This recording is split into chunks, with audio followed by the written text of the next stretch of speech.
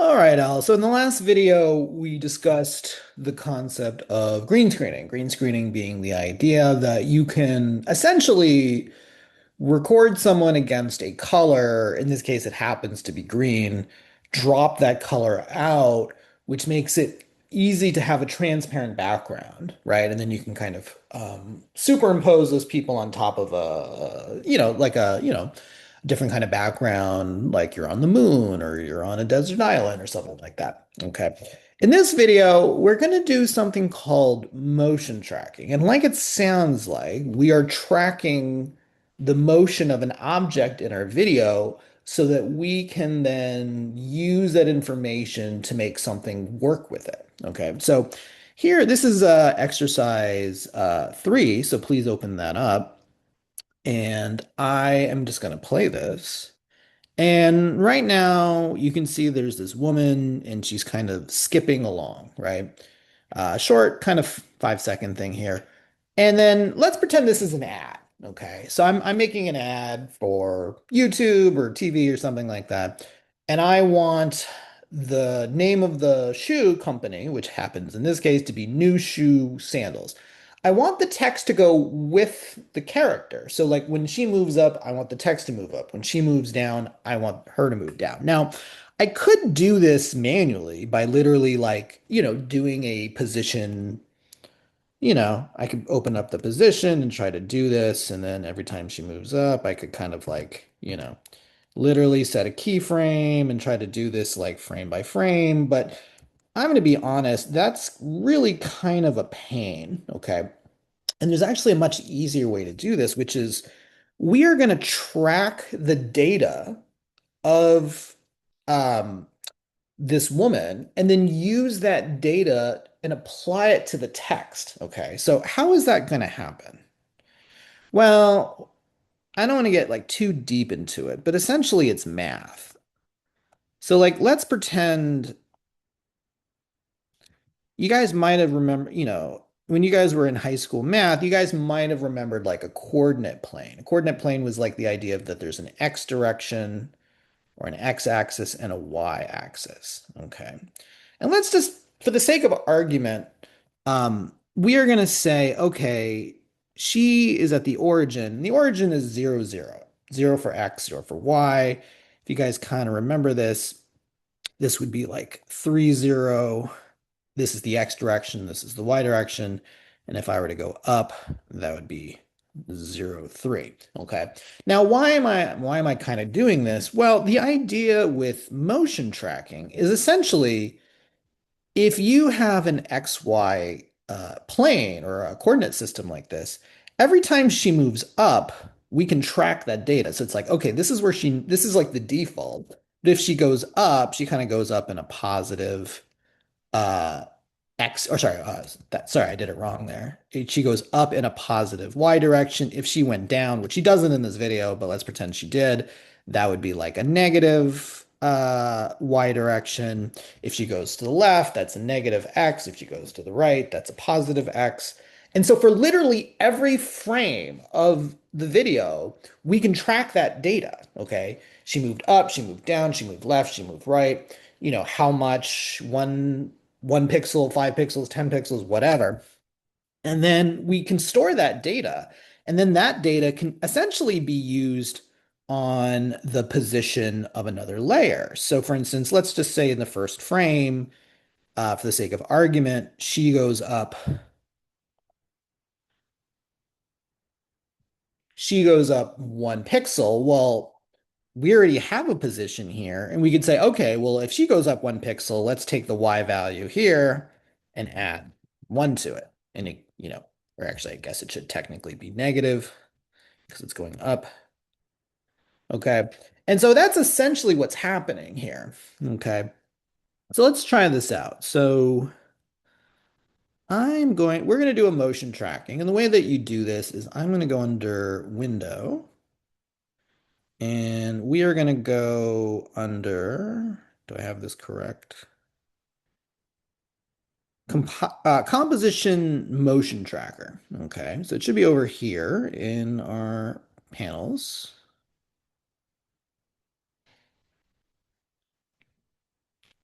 Maybe. Let's try that again. Motion tracking. Oh, okay. I see what's happening here. Oh, that's my composition. Bibbidi bobbidi boom. Where am I?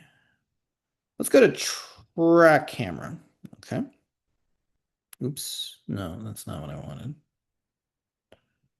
We will talk about camera tracking. Effects and graphics. Tracker. That's what I wanted. Sorry. Okay. So this is a panel. It's going to show up over here, and I'm going to choose the one that says track motion. We will track camera later, and we will track stabilization later, but we'll get to that. But I'm going to track motion, and I'm going to try to make this as big as possible.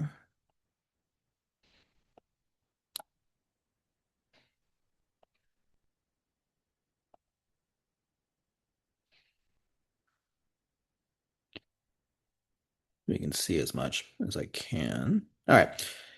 So motion source. Motion source means which layer in your composition are you tracking? You can only track one video. So you have to choose. I only have one video in this case. It's woman walking. So just make sure that the layer that you're trying to track shows up here. When you apply this tracker, you'll notice you had your composition and it actually opened up the video into its own tab. Okay. And you might notice this thing that kind of looks like um, a two squares and a little crosshair. Okay. This is the thing, what you use this for is to track an object in your video. Okay. Now, in this case, I'm going to use it to track her face, more specifically, like her nose, because that's something you want to track something that's always visible in the video. Okay. In real life, what they'll actually do is you may have seen this in like some behind the scenes kind of footage. They will usually put little ping pong balls because actually little white circles are the easiest to track. This is not, we didn't, this video doesn't have that because it wasn't meant to be special effects, but like you can track anything, but you want something that's always visible in the scene. Okay. So what I'm going to do is I'm going to zoom in a little bit here and I'm going to grab this and I'm going to pull it.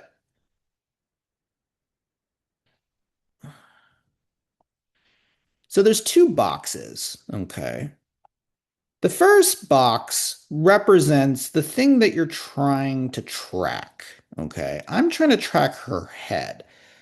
Um, I wouldn't, so my advice on this particular situation is like, you don't want you don't want it too big because the larger the square is, the longer the calculation is going to take because it has more pixels and more data to try to calculate. You don't want it too small either. You want to make sure it's something that is like has a lot of contrast that kind of stands out. Like her head kind of stands out really well against this background. I'm going to try to follow the bridge of her. This represents like the where when we apply the data to something else, where the origin point is. Okay. This bigger box represents how much of the rest of the video do you want to track? And that answer to that question is you want to minimize it because the bigger this box, the second box is, the longer your processing is going to take. So it really depends how much does your object move. If your object moves a lot, you're going to want this to be bigger because you don't want the thing that you're tracking to go out of the area. But if it's um, you don't want it too big because that'll just take longer. But you also don't want it too small because if it goes out, it loses that data, and then the data is not as useful. So in this case, she doesn't really move a lot. So maybe something like that. I don't really need to make it too large. Okay. So this is my tracker. I only have one tracker at this point. We'll eventually get into multiple trackers, but for now I just have one. Under track type, make sure for now it's set to transform. Transform means it's going to calculate whether it goes up, basically position. It also can do rotation, which we'll get into in a little bit. And it can also do scale. So notice here under transform, it's going to track position. It can track rotation and scale. In this case, my character doesn't actually rotate or scale, so I'm not going to do that. The reason I'm just turning this off is the more things you want it to do, the longer it takes. You know what I mean? So you really, you should think about what it is that you want to actually do so that you can kind of minimize how much you're trying to actually do. Also, I forgot to mention this, but you really want to be on the very first frame. I do this all the time where I forget to do this. You want to be on the first frame of the video. So see how I took this and I set it up there. So see, you want to make sure you're on the very first frame of the video. And then the thing is, what is it that we're trying to apply? So I want the text to move along with this woman as she kind of goes up and down and left and right. So the answer is, well, the layer is called shoe name. That's the layer I want to affect. So under edit target, just make sure that's the layer that I'm applying this to. Okay. And now what I'm going to do is I'm going to hit analyze. And when it does this, you can see it's going through my video, and you can see that the boxes are following the character in the video because it's tracking her. Okay. Like I said, the longer, the more, the bigger the area it has to track, the longer this is going to take. Obviously, if the video is a high def, it takes longer, so there's things that can make this go longer or shorter. All right, so it tracked the whole video, and you can kind of see here, see the little this data. So that's actually it's tracking the position points. Like I said, for every time she moves up or down, it's tracking that data from frame to frame of like she went up 2 pixels, she went down 2 pixels, she went to the right 2 pixels, she went to the left 2 pixels. Okay. So I got the data that I wanted. It looks right. And so now what we can do is we can hit apply. Apply means that data from this woman is going to be affected towards this layer. So I'm going to hit apply. Now it's going to say apply dimensions, X, Y, or X only, Y only. What this means is that, when she moved left and right, which is X axis, and she also moved up and down, which is Y axis. Do you want to apply both left and right, up and down, or do you just want left and right, or do you just want up and down? You can make that decision. I'm going to apply both because that's what I want in this particular project. And I'm going to go back here. And if we actually go to this text, and I'm going to open up, you can see that all of these position points were added automatically for me. It literally did a new position every single frame. Okay. And so that's that data that I was talking about. And so if I hit play, you can see that that text is moving exactly in line with her. Okay. Now, the thing about it is, even though that position still changed, I can still do other effects. So for instance, I'm going to turn on opacity, and let's set that to 0, and then maybe after 2 seconds, we'll set it up to 100%. So I can still play around with other things. I could have it rotate, I could do effects, all that kind of stuff. And so this is kind of nicely moving along with the character.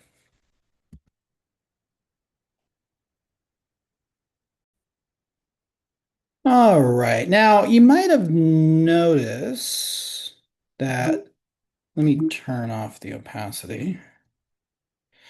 You might have noticed that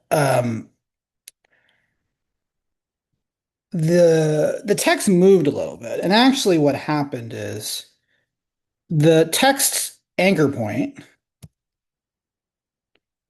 which is this thing here, is actually matching up directly to the anchor point that we set there. Okay. So, you can see that like literally the text is like kind of starting right on the bridge of her nose, which is where we put it. Now, her nose might have been a good thing to follow, but that may not necessarily be where we want the item to be stuck to. So I'm going to show you guys another way we could have done this, which will give you a little bit more leeway. And what we're going to do is I'm just going to undo everything. I know that seems kind of a pain, but I'm going to undo everything. I'm going to go back, and I'm not sure if I think I'm going to analyze it again just to be sure. I may have, uh, and actually, before I do that, what I'm going to do is I'm going to make a new layer called null object, and I'm just going to call this text, okay, or add text, or something along those lines. And so, if you remember, a null object is like it doesn't have anything. There's no video, there's no image or anything like that. It's just kind of, what it is. And what it allows you to do is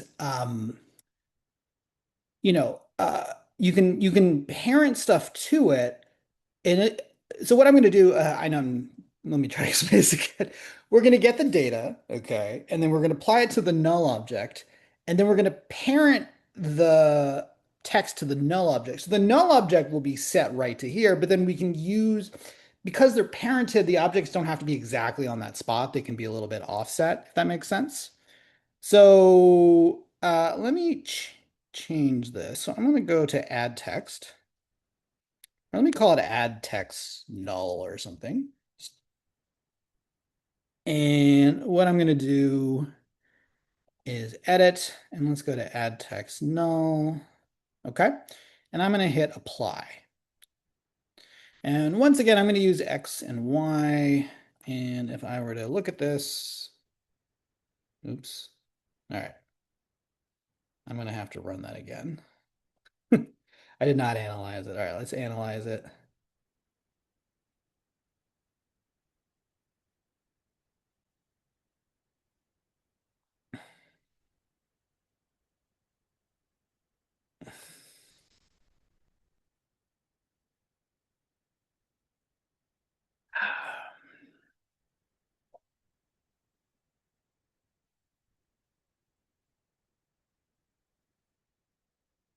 All right. So I'm going to take this data and I'm going to apply it to this null object right here. Okay, so let's go to edit target, make sure that's being applied, hit OK. And now if I take a look, oops. Oh, sorry, I wasn't in the right.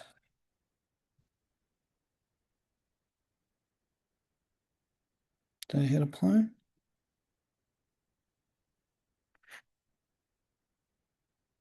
Okay, there we go. All right, now if I go back,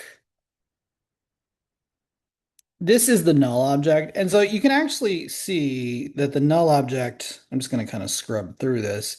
See how the null object is following? Now, it's invisible, so it doesn't like do anything. But what I'm going to do now is I'm going to take these two pieces of text and I'm going to parent them to that null object. So if you remember how parenting works, the children do whatever the parent does. So if the null object is moving up and down, left and right, then so will the text.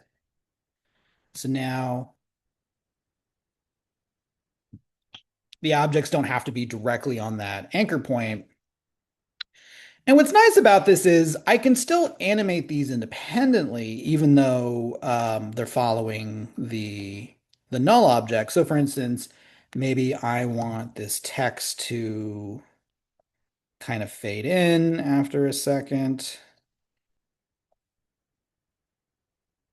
And I don't know, let's just say for the sake of argument, I want this other text to spin. I don't know why, but let's have it do a rotation. We'll have it do I'm gonna have it do like a one rotation. I'm going to change the anchor point. So it does that from the center. And then I'm going to have that fade in.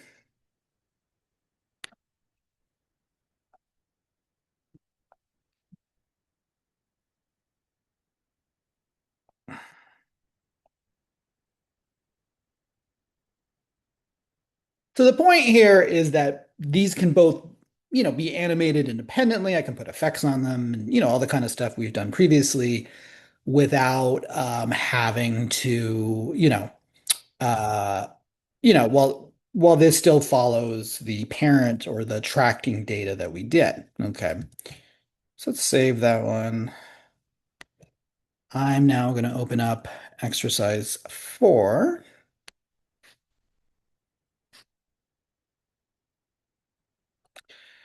All right, so here is a shot of this camera kind of slowly panning past this like cup of coffee, or I don't know if it's coffee cup, and there's like a bowl, right?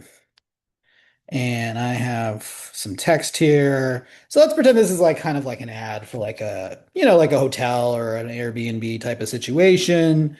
So I want the text to kind of follow along as the shot moves. So I have to think about, okay, what would be a good thing to follow in this scene? I would probably say the coffee cup is probably the best. It's like, it's got a defined shape. You could try the bowl, but I'm afraid this might get a little lost. But this is kind of, it's bold. It kind of isn't too complex of a shape. So what I'm going to do is let's go to video is called House Porch. And I'm going to, if you don't have that tracker window, go to tracker. And once again, we're going to do track motion. The motion source is the video that you want to actually analyze. In this case, the video is house porch, so I'm making sure that is what we got. Tracker this is our tracker. So once again, what I'm going to do here is set this up.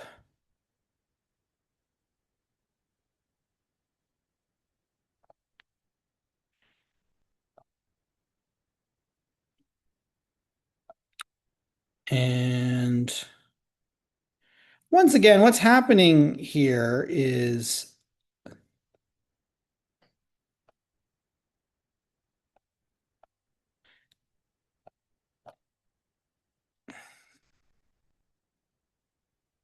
this is the thing that we're tracking. I'm putting this is like the anchor point. It's good to put it on a highly contrasted line. So I'm using this here. Okay. And I'm going to follow this coffee cup as it moves. Okay. So you don't want this too big or too small. The bigger it is, the longer the longer it's going to take to analyze your scene. I've already scrubbed through the video and I can kind of see that see how like the cup never really leaves this bigger area here. So, we don't need it bigger than it needs to be. In fact, I might even just do this because I know that it's never going to go beyond that. The original video might go a little bit beyond, but so I don't want to lose it entirely. But it's like, the point is you don't want it too big because that would just add to the analyzation time. All right, I'm going to hit analyze. Oh, sorry, make sure under track type it's set to transform, which means transform properties, which would mean scale or rotation or position. In this case, we're only really concerned with position. So now I'm going to hit analyze and hit play, and it's going to go through my scene, and you can see how the box or the trackers are following it.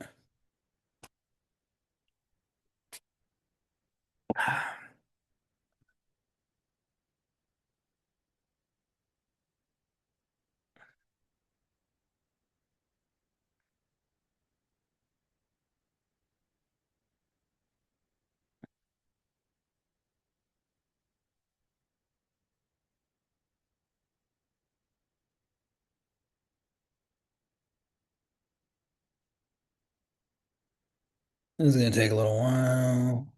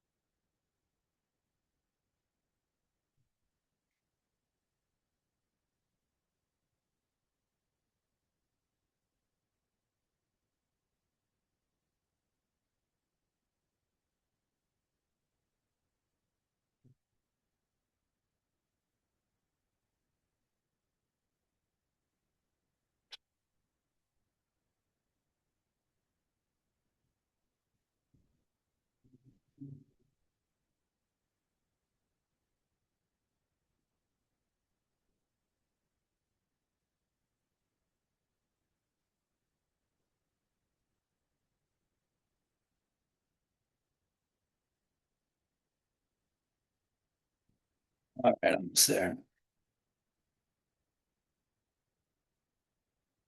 I guess I really didn't need, could have made the bigger one a little, this tracker a little bit, because this doesn't move too erratically, so it actually would have stayed, but oh well.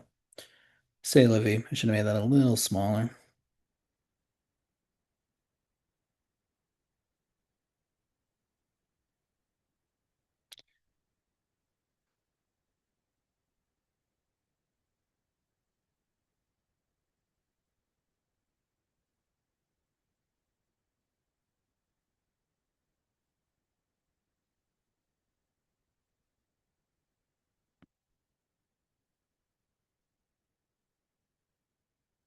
All right, so there's the sweep, that's going on there. And I want to apply that. I'm going to go back to our actual composition and I want to apply that to the text. So I'm going to go back to the video and under edit target, let's set that to this layer, commercial text, and then I'm going to hit apply. Once again, it's asking, do you want to apply the X and Y or just want to apply the X or the horizontal values or just the Y or the vertical values? I want to do both actually. So you can see how it's putting that data. Oops, did I? There it is. So here's the actual data. Here it is being applied to this text as a position point, and you can see it's taking the text and locking it right up to that point that we set.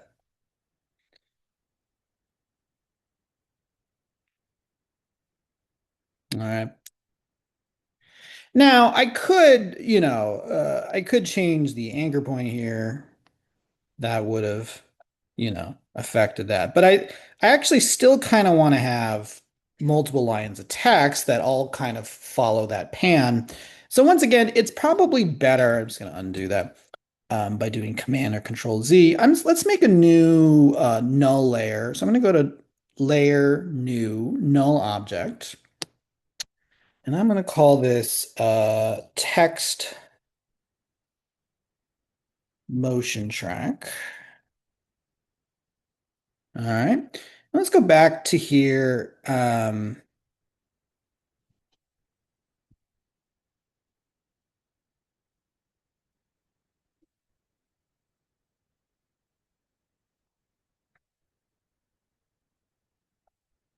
Text motion track.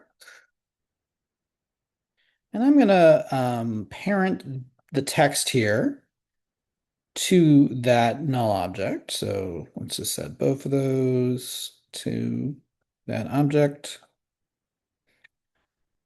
And I'm going to go back and let's select the video.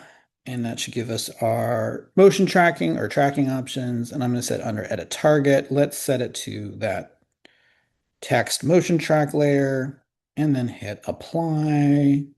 And let's apply both X and Y. Ba-boom. Okay. And so once again, you can see, okay. And now it is sticking it to those objects. There's my null object. But if I feel like this is a little bit off, I could just, I could say, okay, well, let's start this off maybe like here. And this one's going to start maybe there.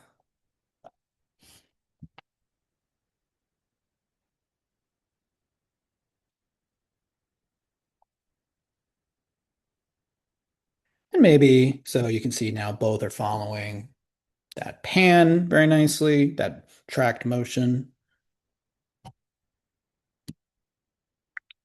And I could still apply different things. So maybe I'm going to have this kind of fade in. And I'll do the same for this.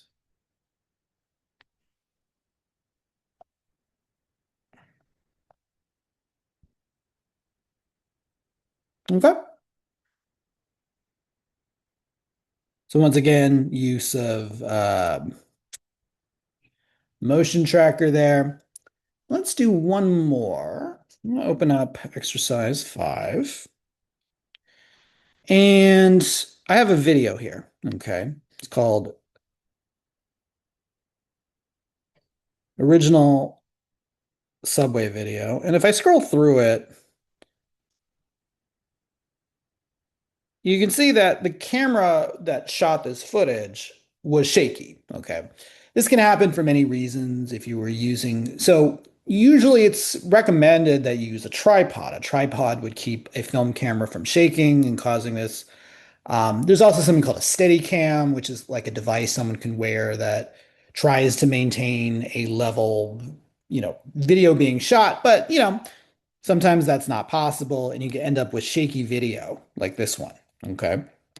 So what we're going to do is we are going to stabilize this shot. Okay. So I'm going to take the original, here's the original here's the video. And we are going to, if you don't already have it, go to tracker. And instead of using track motion, we're going to use the one that says stabilize motion. And what stabilize motion really means is that it's going to um, keep the video exactly still. Okay. So if I stabilize, you're going to see that it's very similar to what we did before. So once again, it's giving us a tracking point. And so we have to figure out what we want to track. So once again, you want something that doesn't really move or fall out of frame. So I wouldn't want to do that because it's blocked at the beginning and then kind of gets lost at the end. Same thing with the people, like, this person with their yoga mat kind of, she's kind of like disappears there. So I would choose something that's kind of always in the shot and hopefully you can see the entire thing. So maybe like this poster, although the poster is really close to the color of the background. So I'm kind of like, I actually think maybe this sign might be the best thing, or maybe this. So let's use that. So I'm gonna move this over here.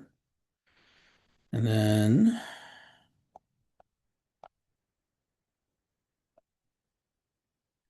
I'm going to track this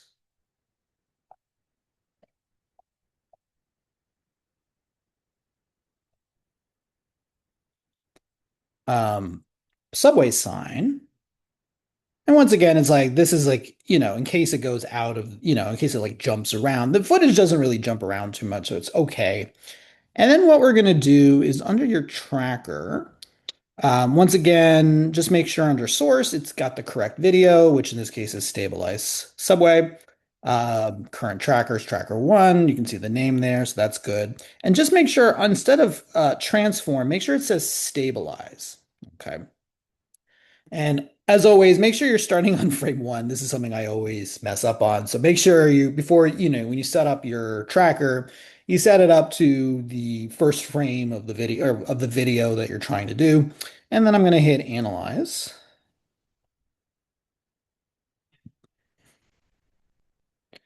All right. So what we're going to do is we're actually trying to stabilize this video. So if I go back and I click here, you can see it's still kind of shaky. So what I'm actually going to do is let's take this data and we're going to apply it to our own video. Okay. And so what's going to happen when I do this is that it's going to keep the video static. And so even though the video goes kind of up and down, it's going to try to keep it like if I were to keep my like if I were to draw sort of an invisible um like I'm using like this should not move. Even if the video itself moves, this will stay static or stabilized, if that makes sense. And essentially what it does is it moves the video around a little bit to sort of keep an area static. So if I actually go back and I play this, this is this little line I draw. See how like the video moves, but not really this. I mean, it could be a little better, but you see how it's like this kind of moves up and down. So obviously this is not, you don't want this because that's definitely distracting. But I could take the video and maybe kind of, blow it up a little bit. So this is how the original looked. where it's like, very staticky, or sorry, very like, it's very jumpy, right? Because there was no tripod. Now for this one, which I did stabilize and I had to blow it up a little bit so you wouldn't see the edges, but it's like, it's not perfect, but it's definitely like a little better. You know what I mean? I could probably try to redo it again and maybe choose a bigger area or try a different object, but you can see how like that's definitely a little more stable than it was before. Okay. Like if I make this exactly the same size,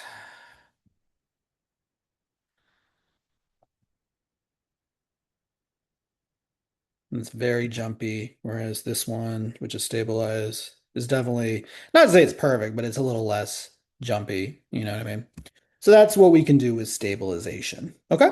So why don't you guys try that out? That was exercise 3, 4, and 5, please.